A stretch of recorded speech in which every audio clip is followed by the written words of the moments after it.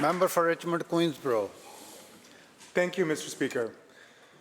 Mr. Speaker, both of my parents were refugees. Like millions of others during the partition of India and Pakistan, they were forced to flee their home and traveled on foot to the relative safety of post-partition India.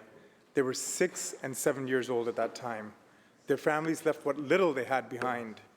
Displacement is part of my intergenerational narrative. Stories of displacement, Pakistan, and partition were an integral part of my family's narrative. In the last few weeks, the plight of refugees has come to the forefront of our minds again as millions flee the war in Ukraine.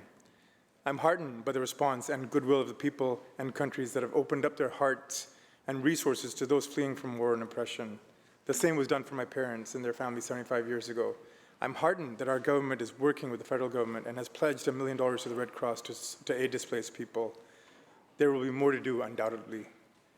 That is the way it should be, and we as a world have worked hard to put in the legal and administrative mechanisms to deal with displaced people.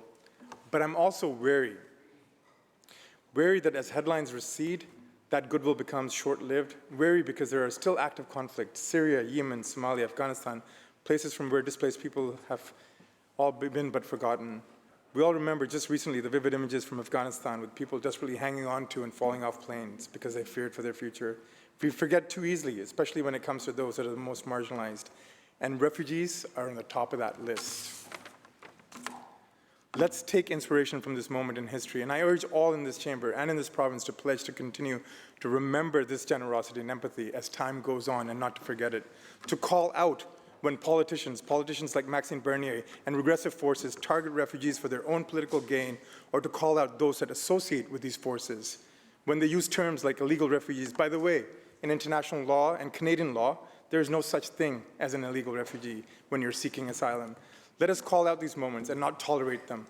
Let us use this powerful moment in history and pledge to continue to be empathetic and present for displaced people all over the world.